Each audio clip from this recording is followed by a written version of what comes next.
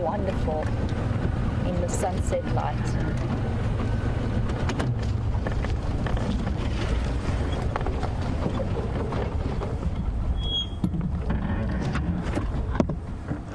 Very calmly sitting on a termite mound, possibly reveling in the fact that he has escaped the attentions of Shadow, wherever she may be.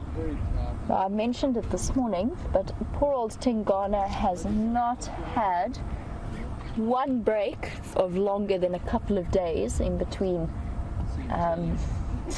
pandering to the attentions of the ladies in this area.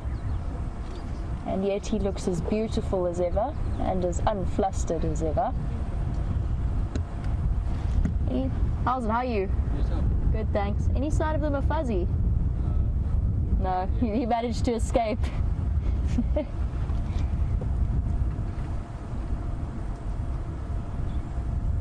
at the size of him. I never ever fail to get taken aback every time I see Tingana at just the sheer bulk that he carries. Now, I said to you to think about the fact that lions have manes.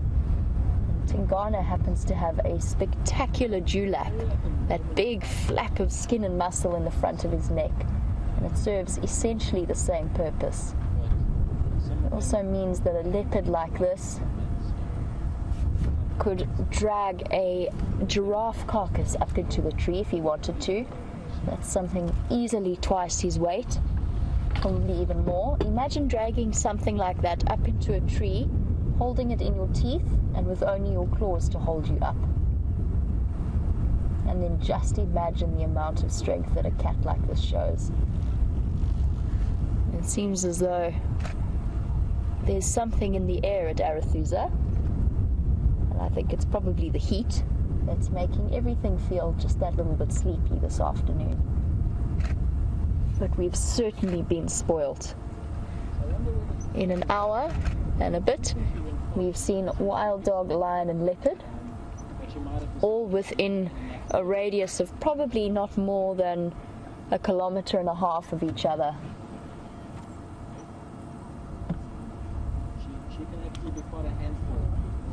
So Chris Rogue, yes, I also got that update from Nkoro about Tingana.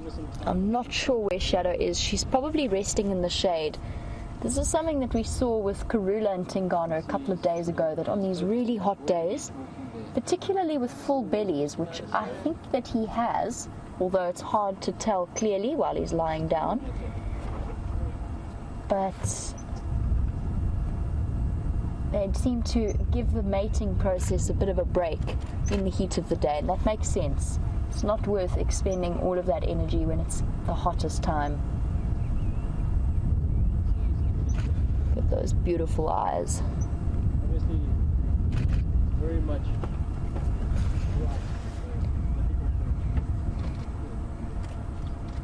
He's popped his head up. I think that's because he's spotted the wildebeest at the back, but there's also a dwarf mongoose behind us that is at the moment unaware of his presence. I would think it is unlikely that Tingana is going to expend too much energy launching himself after what is essentially one bite for him, and of quite a smelly bite at that in terms of a dwarf mongoose. But you never know, sometimes that hunting instinct just kicks in. No, I think he's fairly settled. Shifting position, you can see how windy it is, that dust clouds flying